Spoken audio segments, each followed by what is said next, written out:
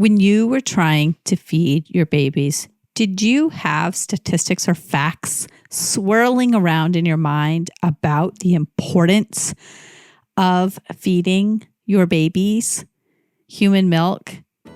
And did that add an extra sense of pressure, knowing how critical it was to feed human milk to your babies? My guest today shares a story of grappling with these questions, not only with herself, but with her husband, who was at the time in medical school and had these statistics swirling around in his own head from his limited training in medical school when it came to knowing about the benefits of breastfeeding. So we were able to talk about this and the impact of knowing how good breastfeeding is for babies, but not getting the support you need to do so. It really doesn't help the person feeding the baby to know these long-term statistics if in the end they're just left on their own to try to feed the baby.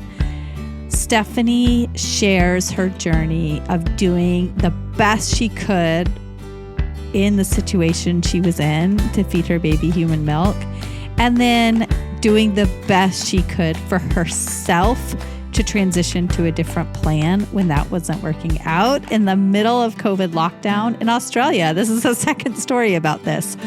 So I can't wait for you to hear this story. And as you listen, think about how you discuss human milk feeding and breastfeeding with other people and the purpose of the facts that you share. Because in the end, what somebody knows about the benefits of breastfeeding doesn't actually help them to be able to feed their baby if they don't have the right supports in place. And I always like to share that what matters more than feeding human milk to human babies is having healthy families.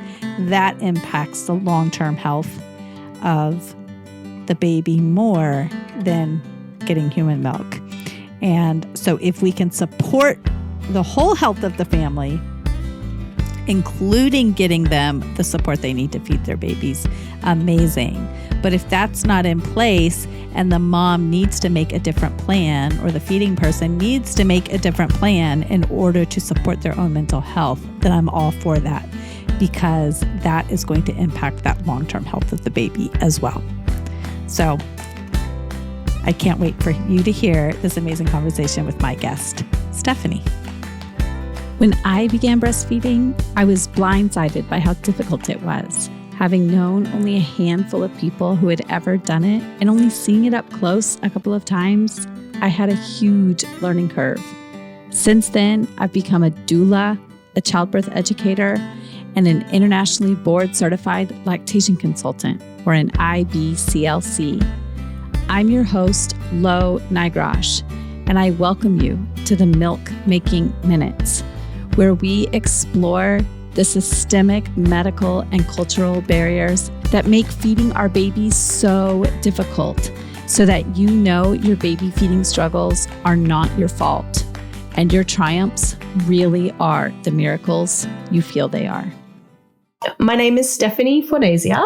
I live in Australia, in Melbourne, aka Naarm, and I am on Wurundjeri land of the Kulin Nation, which is the traditional owners of the land I'm here on today, and just want to respect elders past, present, and emerging. I live with my husband, who is a resident doctor, and my son, who's 3, Casper. And I'm a psychologist by background, and I work in schools providing disability inclusion support.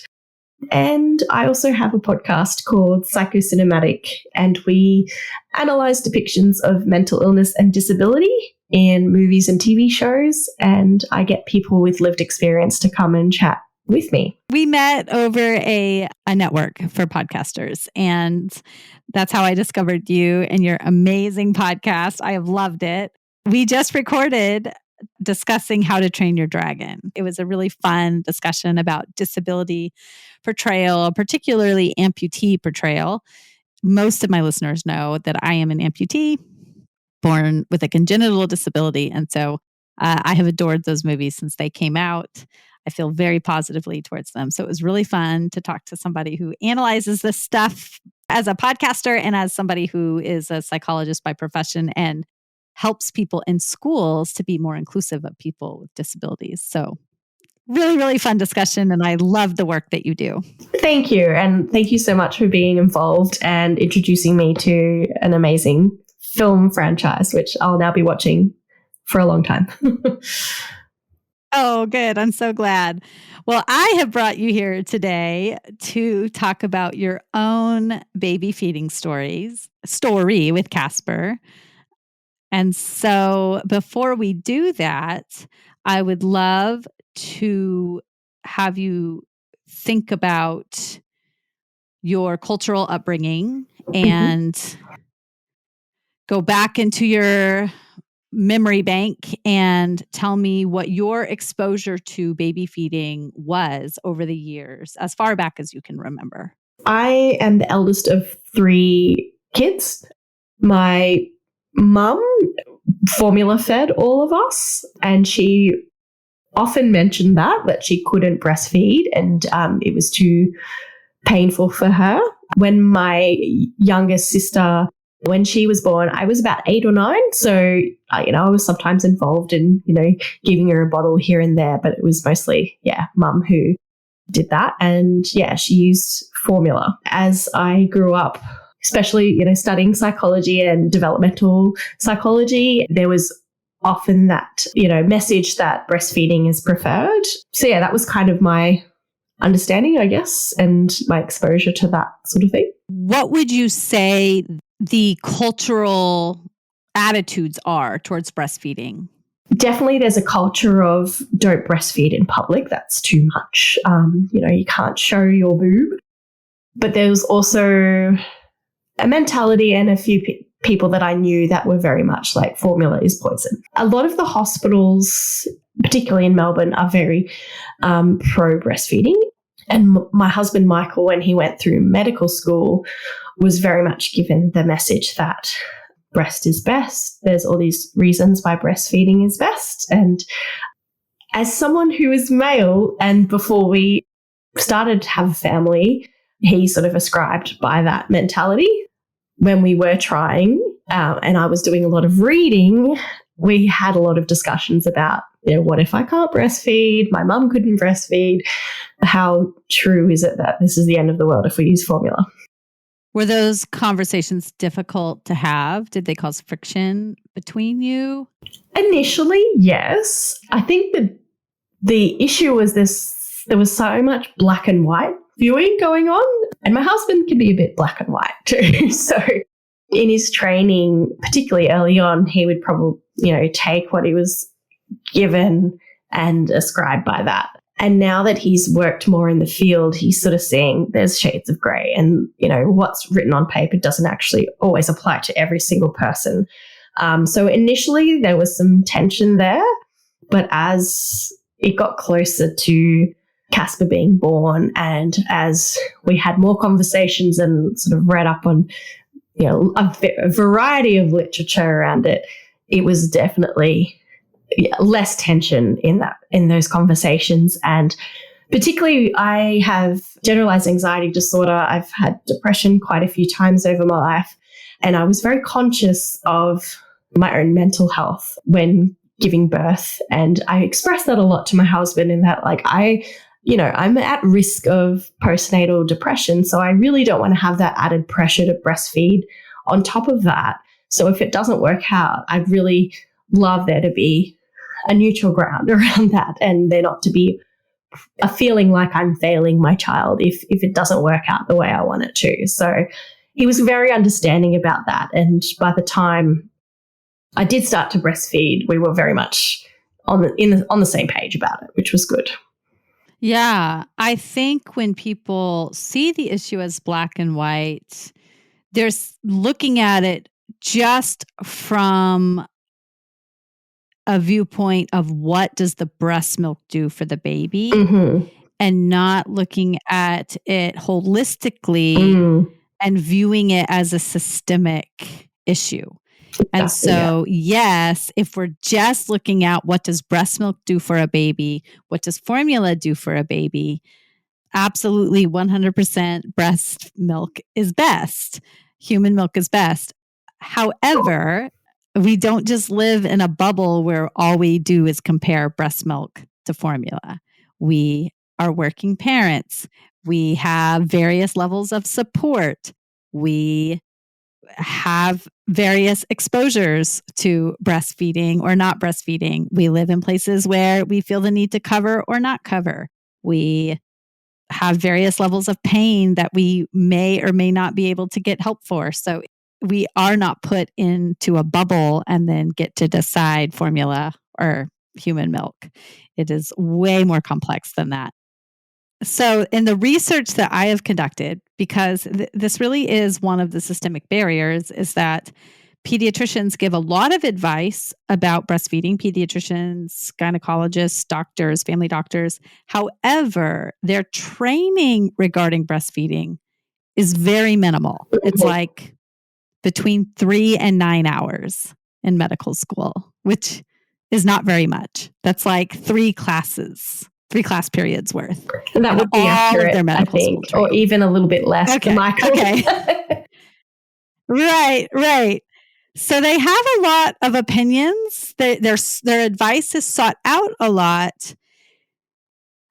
However, they don't know what they don't know. And so when their advice is sought out, they often don't realize there's so much more to human milk feeding. And so then they don't say, you know what you're asking me is quite complex. I should refer you to somebody who can really help you. Yeah, exactly. And I think the danger with medical school in that after your however many years of study before you actually go out into the field, you're given everything, like an overview of everything. So, what Michael would have learned about breastfeeding would have probably been, a page of information, which just doesn't cover the complexities of it. And on paper, something can look very black and white and simple, but that is absolutely not how it works. So, he's definitely evolved since then. And, as you go into different fields, and this is the interesting thing, he's going into the psychiatry field, which is great for me as a psychologist. But, if he was then, in 10 years' time to be asked to do something like physiological, he probably wouldn't have the skills anymore because, you hone in your skill in a certain area. So his understanding of women's health would be very minimal, really. Yeah, exactly. And I tell people, even when they're working with their pediatrician, your pediatrician, you are choosing for the span of your child's life. You're not necessarily choosing them because they are best for those baby years. Mm-hmm. And so they don't have the depth of knowledge about baby feeding that you might want them to have. You might need to seek out other expertise for that. But they have all the knowledge that you're going to want them to have from the moment your baby is born until they are graduating high school and perhaps college. So it's not that they're not fantastic at what they do. It's that their knowledge is much wider than, say, a lactation consultant who is really specializing in these 6 months, 1 year, 2 years that you will be feeding human milk to your baby. Exactly. Yeah. I have to both help my clients to have confidence in their doctors and also help them to see when their doctors are wrong, but not erode their confidence in their baby's care providers. It can be very challenging. Yeah.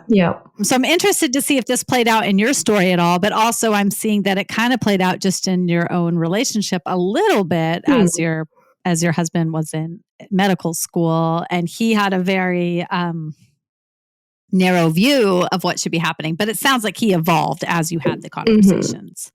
So I'm glad. Yeah.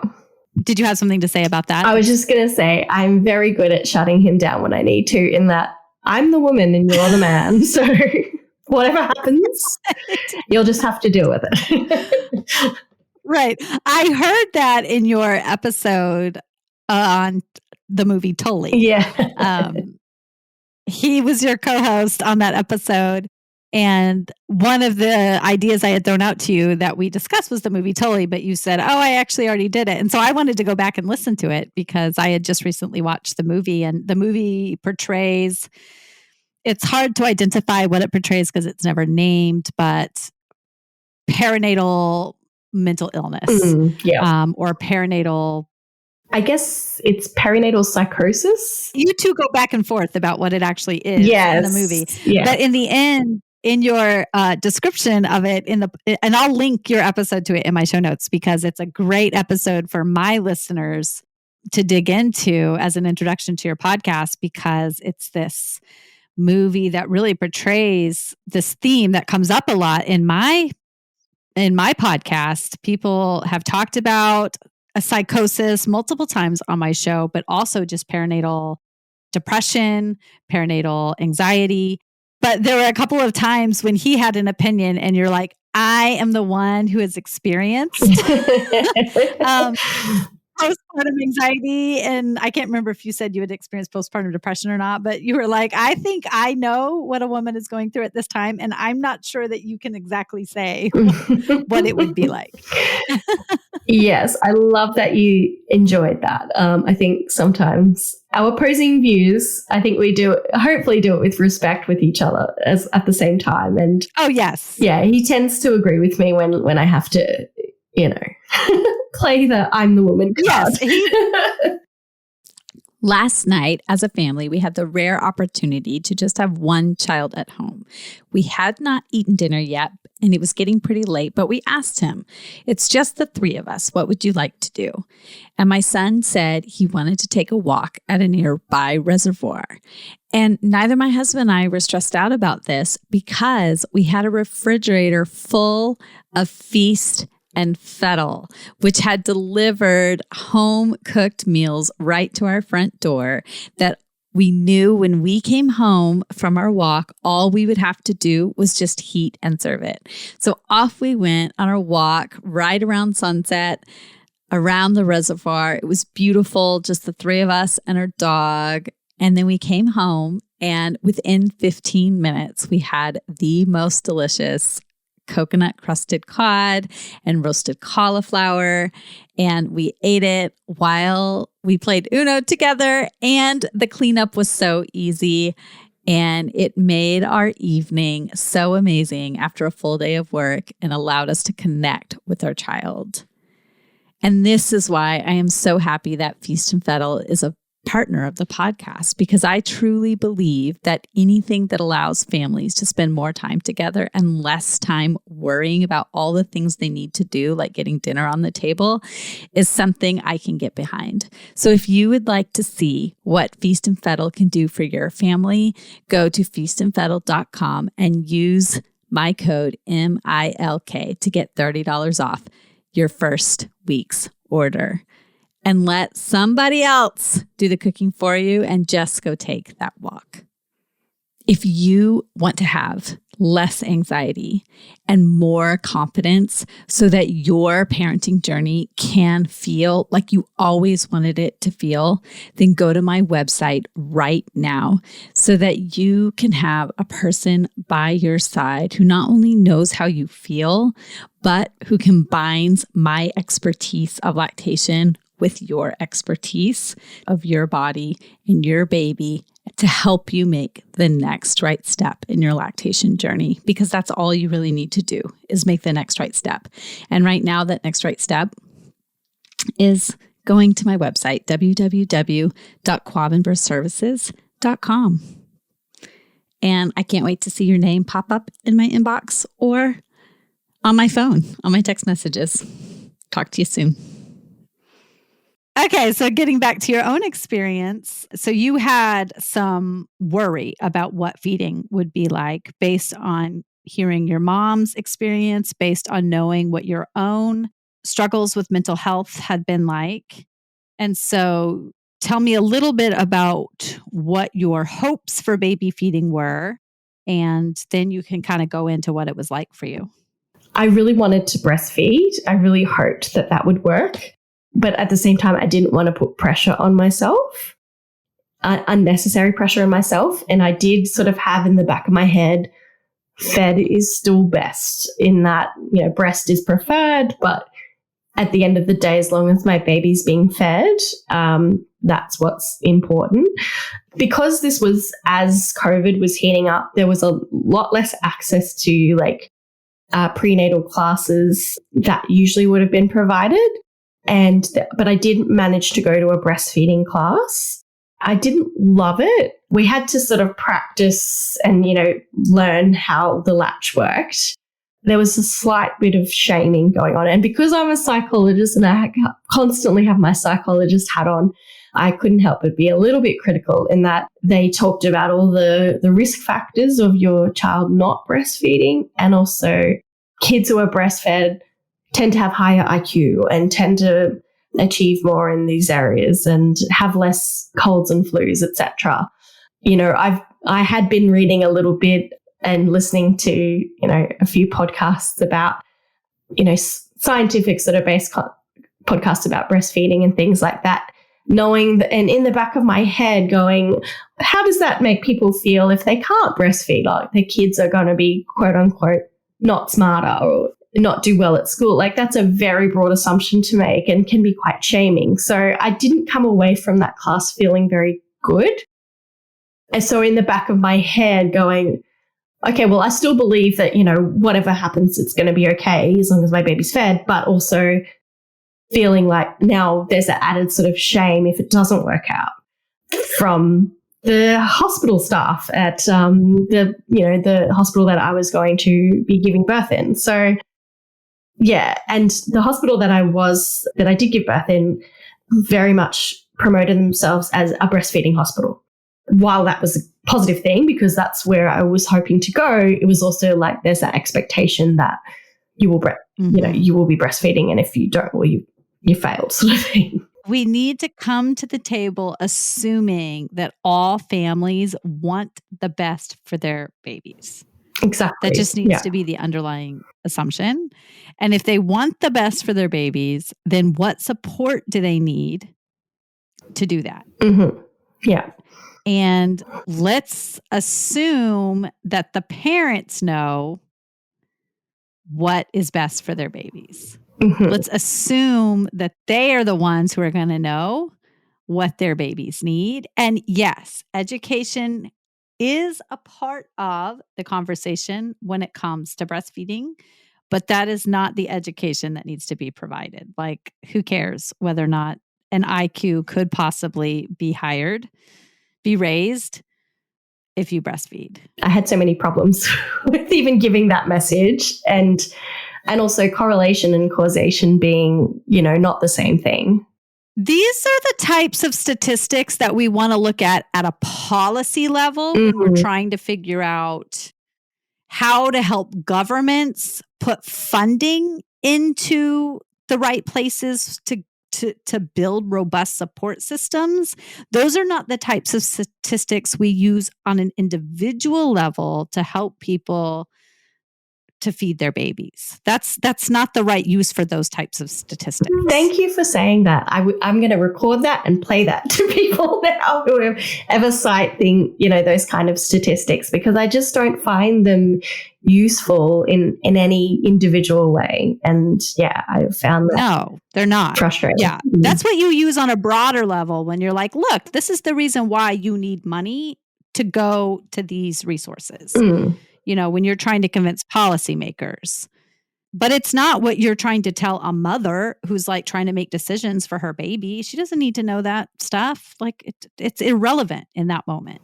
Yeah, exactly. So when you said you had to practice positioning, what did that even look like? So we were given a baby, and we were sort of shown, what the position would have been to latch onto the breast, and we were also we were given like a sort of breast, but it was a while ago. I don't think we did anything. Was it like a knitted breast? Yeah, it was knitted. Or a silicone breast? Okay. Okay. But it was, just sort of practicing how to hold your baby and how to hold your breast to express as well. From my memory, that was kind of what was sort of shown and what was practiced.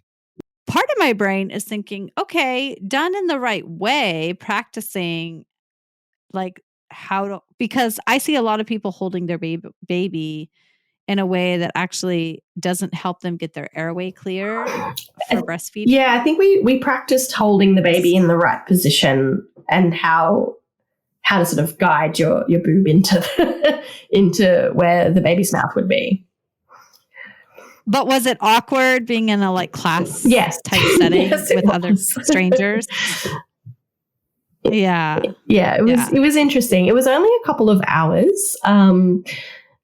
And yeah, it was the only sort of thing I had access to. So it was definitely not enough. Yeah. Can you think of a way that having that type of education could be done better?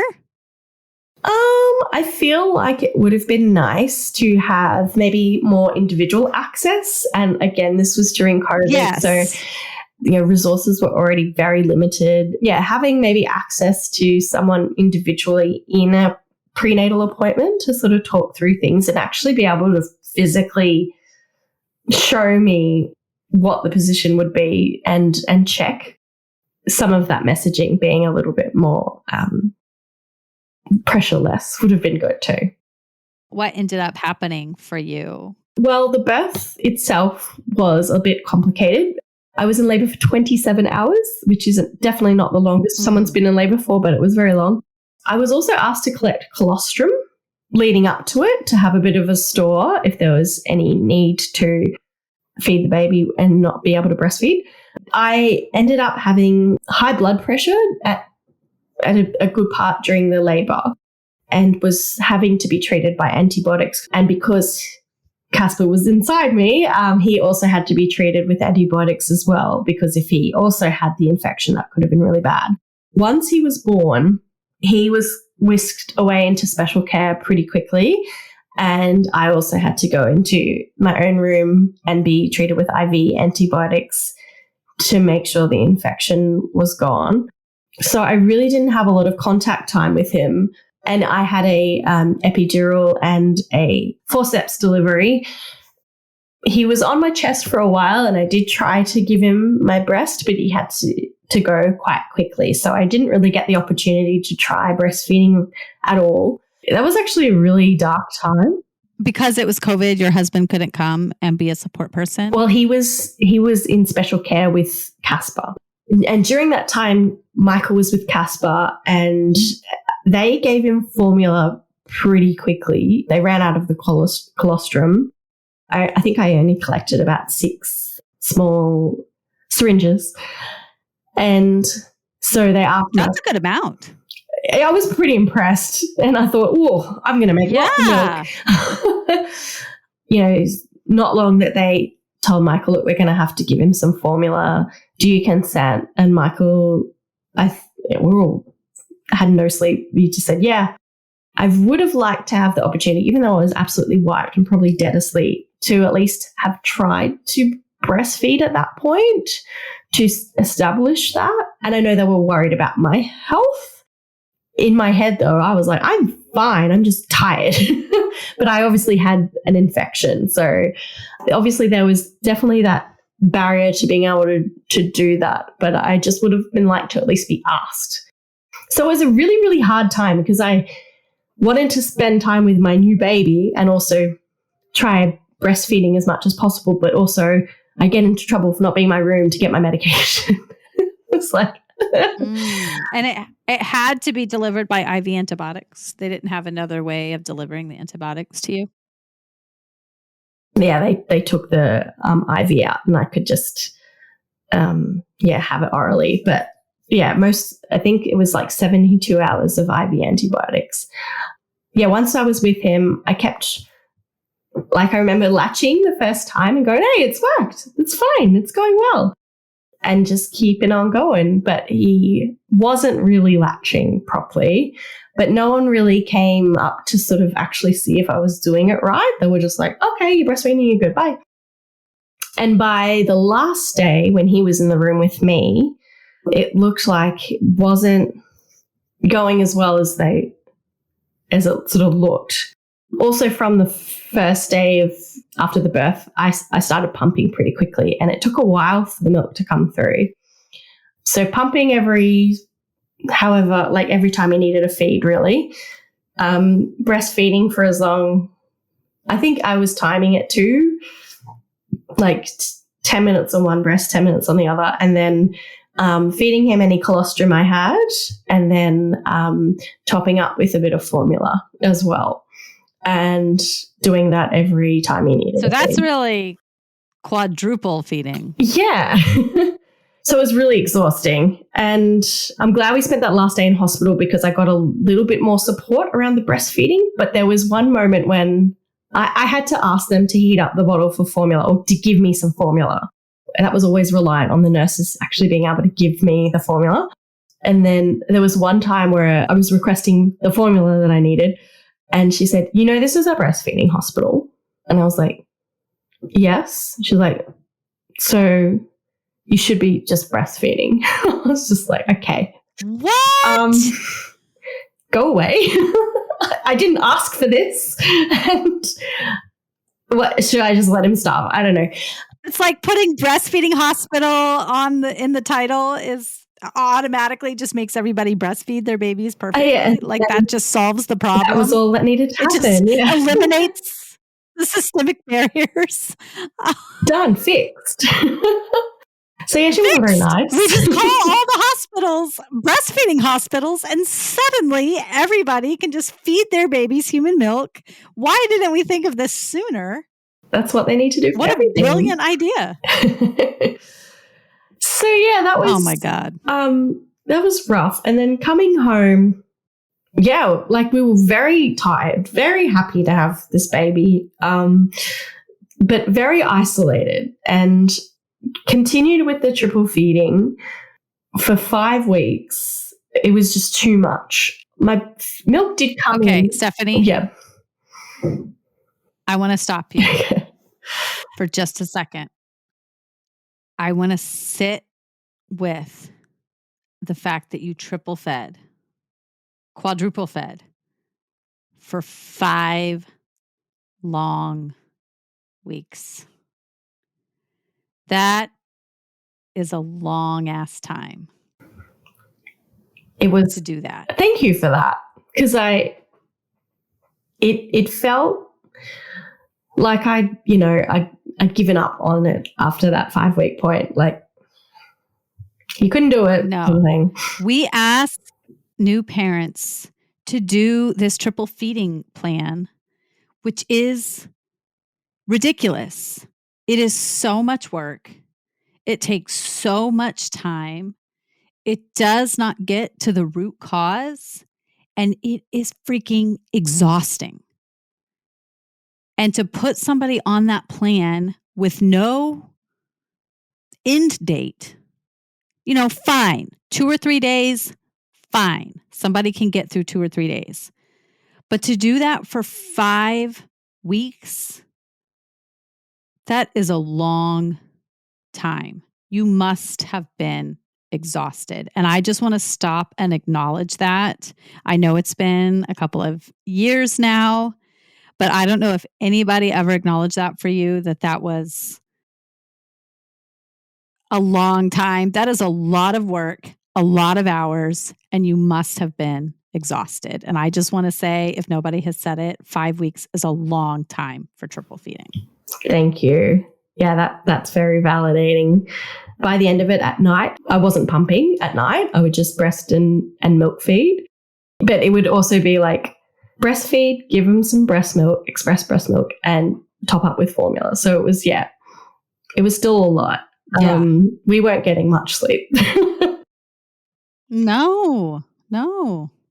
So in Melbourne, you have the maternal child health nurses that connect with you at different milestones throughout your child's life until they turn 4, and it's free.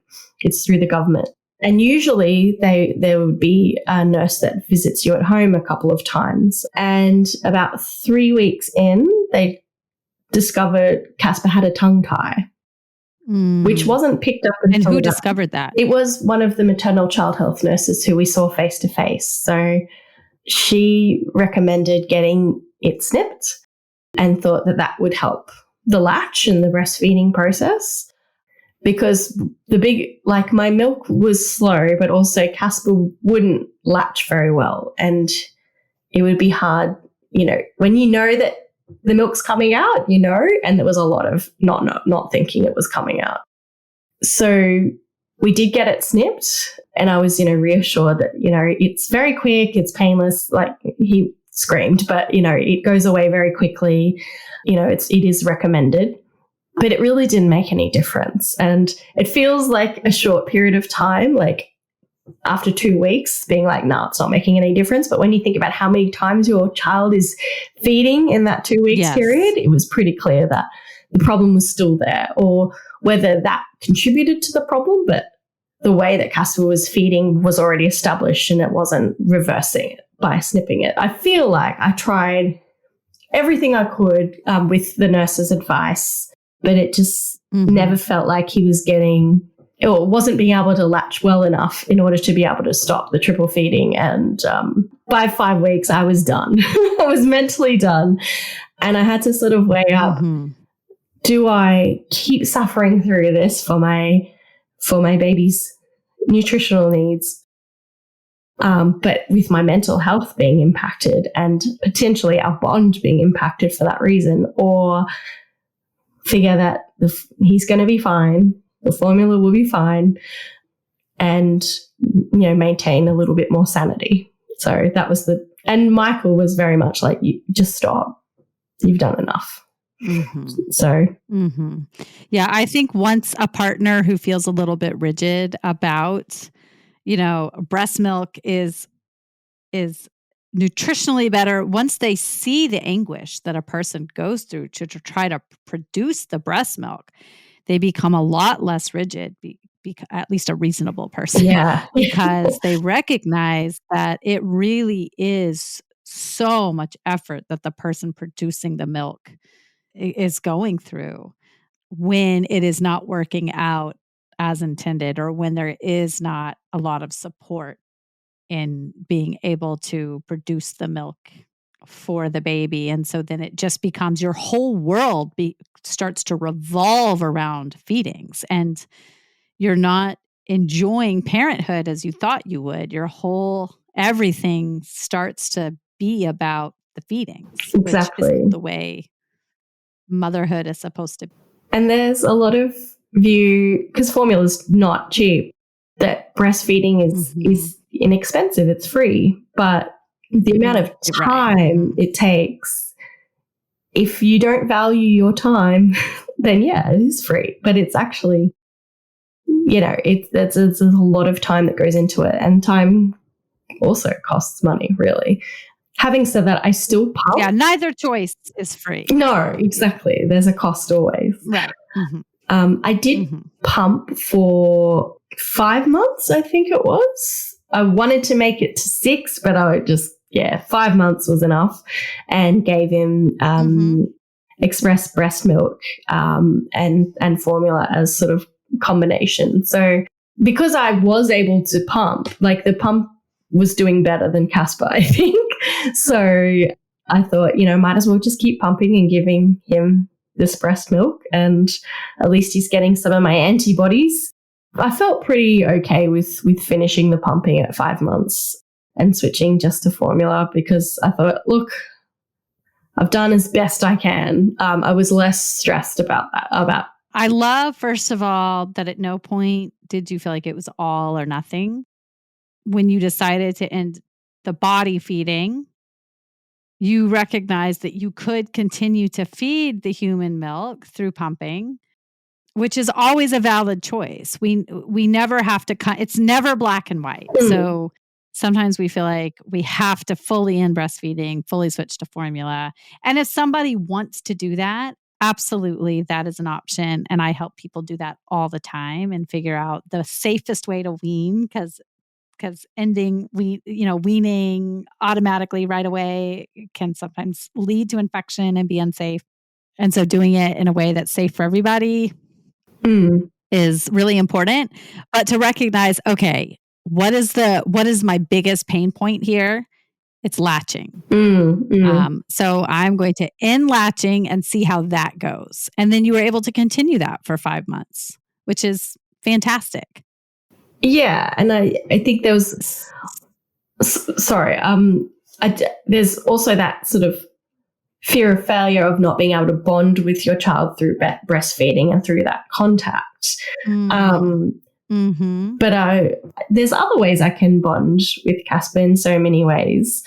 And I don't feel like our bond has been in any way diminished from not having that contact breastfeeding for more than that 5 weeks. In fact, if I had struggled through it, maybe that would have affected our bond because I wouldn't have been as present and a regulated mother as I could have been. So, absolutely. Great breastfeeding increases the bond, but stressful breastfeeding does not. So we have to make sure that we have a nuanced conversation around this. Exactly. Yeah. If you are anxious when you are trying to attach your baby and that never improves, it is actually better to have a parent who is fully present with their child. Not that any of us are ever fully present all the time, but to have a parent who is capable of being more present more of the time than it is to have more breast milk. That is clear in the data. Yeah. And so we need to have more nuanced conversations around this. It's not just about breast is best. I love human milk. I am an advocate of human milk, but what I am an advocate for is people having the support they need to feed their babies human milk. And if they don't have that support, then I am an advocate of people feeling like they are making the choices that are best for their family so that they can be fully present for their family, human milk or no. Yeah. Yeah, 100%. I was going to ask how you knew that Casper was not transferring milk. What were the signs that made you worry about his milk transfer from your body? I can kind of feel when it was flowing, and I did get that sort of rush of serotonin or oxytocin when he would latch. He would feed for a really, really, really long period of time and never sort of feel satisfied. And yeah, because I was also timing his feeds as well using an app, and it would be like 20 minutes, 20 minutes, or 30 minutes, 30 minutes. And it's like, this is so long and he's still going. He mustn't be getting enough. And then he would take formula after that. So clearly he wasn't sated. Yeah, just looking at, the data over time, it would never really improve, given he was also growing as well. So it always felt like he was taking in much more formula than I was probably producing, to the point that, by the end of that 5 weeks, I was like, I don't even know if he's getting anything, because he was still getting the express breast milk and the formula. And that would sort of equal to what he kind of needed at that sort of period of his development. So it was kind of feeling like this is not really giving him what he needs. And were you in any pain at all while he was nursing? I wasn't ever very super comfortable, and my nipples were very chapped and sore, but it wasn't like intense pain. And I don't know how to compare what other people feel, whether it's more painful for them. But yeah, it never felt fully comfortable, but also in my head, breastfeeding's never comfortable. But that's just, okay, the experience I've had. Did it feel kind of like a chompy sensation? Yeah, definitely a chomp. Okay. I don't know if you're going to have any other kids, but a good latch should not feel chompy. And so that is an indication that something was going on with that latch. It was probably related to the tethered oral tie. I don't know if a nurse was identifying that tethered oral tie. She was probably seeing an anterior tie, a more forward tie, which is really easy to identify. But there are other ties, and it takes specialists who are trained in tethered oral ties to see those. And often If there are more ties present, like a posterior tie, sometimes there are also buccal ties, which are on the side. Lip tie is a little more controversial, upper lip tie, but sometimes if there are other ties present, that chomp will continue. There will be really long feeds. Milk transfer will not happen. And then also there's other work that needs to happen. And some parents say, you know what, I am totally fine pumping or giving formula, and I don't want to do all this work. Some parents look at the evidence that's available and say, you know what, this is going to impact my child long term. There is not, there's some controversial evidence. So what I like to do with my clients is say, here's the evidence. You decide for yourself what decisions you want to make around this, and I will support you in helping you feed the baby the way that you would like to feed your baby. But it sounds like there was definitely some interference happening that did not get fully resolved. And when somebody says, yep, tongue tie, go get it clipped, but then you don't get any further support after that, like, of course you're going to continue to struggle. And that's the point I'm trying to bring up is when you then still continue to feel like something is wrong with my body, something's wrong with me and my baby. Instead of feeling like there is a reason for this. And when people know, okay, there's a reason, now I can make an informed decision based on the reason, then you feel better and you can say, okay, yes, I want to go on to see if I can improve the situation. Or, you know what, I would rather just switch to formula and know that this wasn't my fault and not carry the guilt with you that people often carry. Yeah, that would have been super helpful. And it's interesting, when I was at the appointment where the tongue tie was snipped, she watched me breastfeed and she was like, oh, that's a weird way to do it. That's not how you should be doing it. You should be doing it this way. And like, this was 3 weeks into it. Like, no one's told me that. But then carrying on from there, because it never really worked, even doing it, holding him the way she suggested, it still felt like, well, I couldn't do it. When you tell somebody that's a weird way to do it, like that's like saying, oh, your mother instincts haven't kicked in. Yeah. Let me help you become a better mother. That's how it felt. Yeah.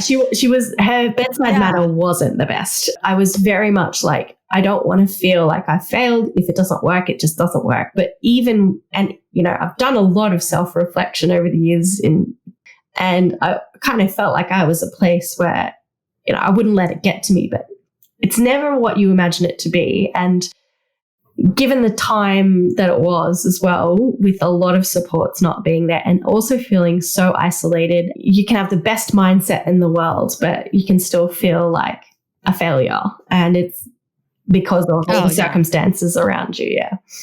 Yeah. There's only so much our own mantras and self-reflection can do to counteract that. And of course, with time and reflection and healing, we can, but it takes a lot. And when you're right in the thick of it, it's really hard to brush it off. I would also just attribute it to COVID depression as well.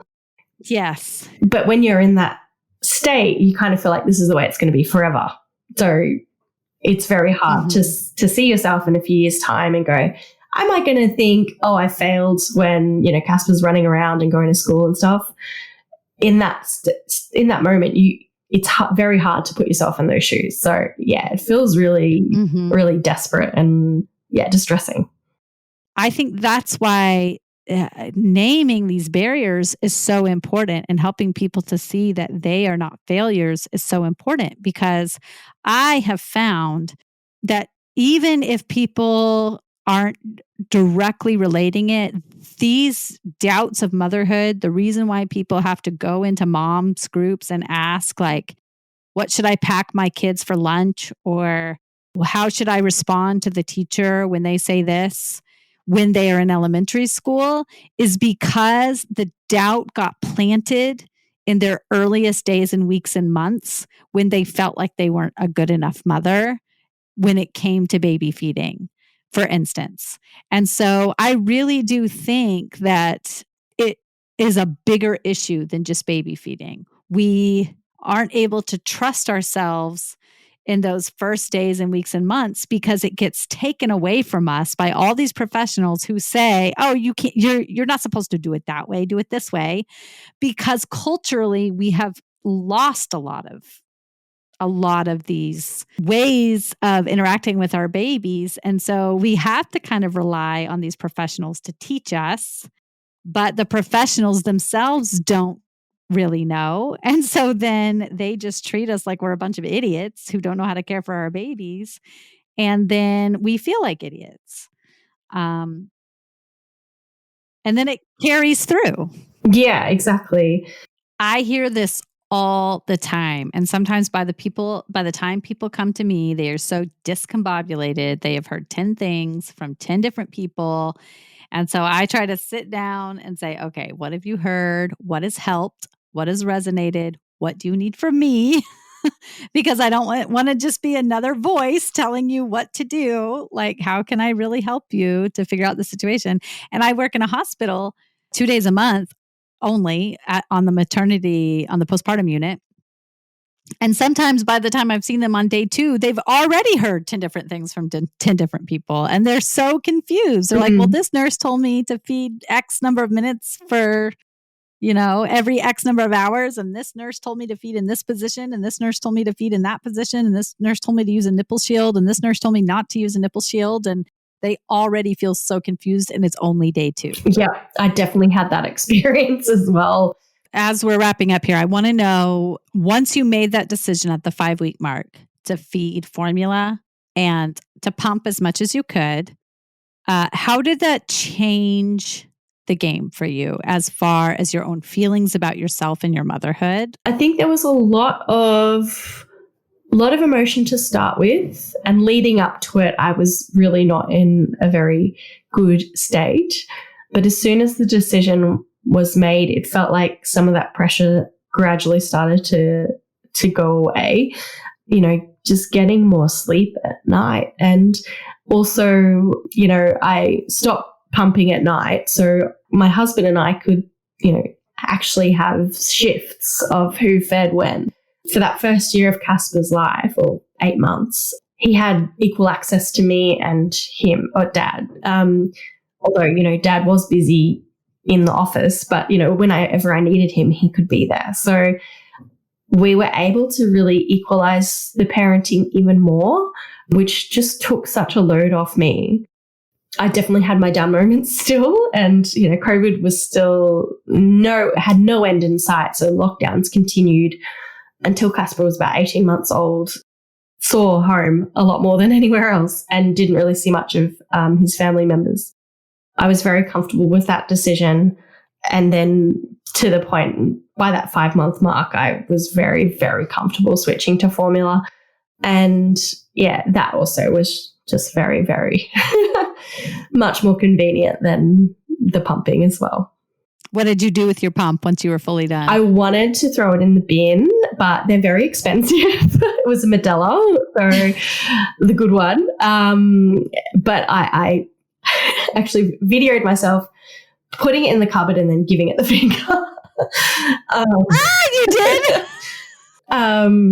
Yes. But, if we do have a second child, which we haven't fully decided on, but pumps are super expensive, so I can pass that on to another mum that needs it, and, make things a bit cheaper for them. Yeah, you can't throw them in the bin. They're too precious. Right. Yeah. Well, I love that. I'm glad I asked that question. I've never really asked it before, but it's so great that you put it in the cabinet and gave it the bird. It's like, thank you, but also I hate you.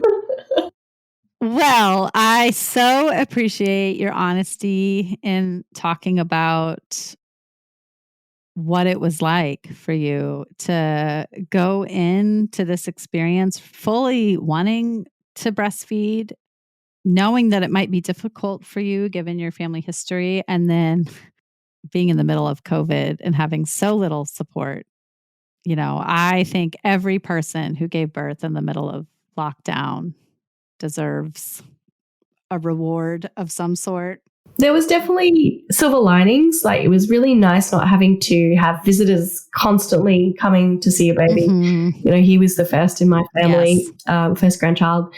And it did give us a lot of time to bond and just enjoy the time with your baby. Mm-hmm. But well, your story definitely shines a light on a lot of the failings of our systems. Mm-hmm. And you did the best you could given all that you had to face and given such a lack of support that exists, not just in Melbourne where you are, but everywhere, and in some places more than others. So I so appreciate you taking the time to share the story.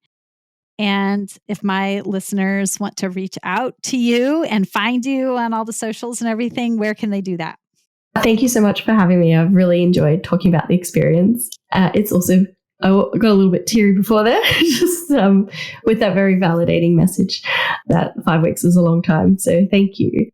You can listen to my podcast on all good podcast apps, Psychocinematic. I also have a website, www.psychocinematicpodcast.com. I'm going to spell psychocinematic because it's a mouthful. PSYCHOCINEMATIC. I apologize for having such a long podcast name. I'm also on Instagram at Psychocinematic Podcast, Twitter at Psychocinematic Podcast, and TikTok at Psychocinematic. Awesome. And I'll have all of that linked in the show notes so that it can easily be clicked on and found. And I have so appreciated spending my morning with you. We had a good long morning together, recording back to back. So this has been such a blast. Thank you so much. Thank you so much. And thank you for waking up bright and early for me. I hope that you will take Stephanie's story and recognize that our words have impact, and that we can talk to people until we're blue in the face about the benefits of anything, about the benefits of healthy eating, about the benefits of exercise, about the benefits of feeding our babies human milk. But until we offer real support to them, they are the ones who have to live their lives. And so the real way that we can be supportive is to listen to them and to hear what they need from us in any given moment. And sometimes that really is just to be a listening ear. And sometimes that's what I offer my clients, even as an IBCLC. So let's keep that in mind as we seek to be supportive friends and partners and professionals, that we are facing so many barriers when it comes to providing care and support to our babies and providing them the best lives we possibly can. And that means different families have to make different decisions based on their personal circumstances.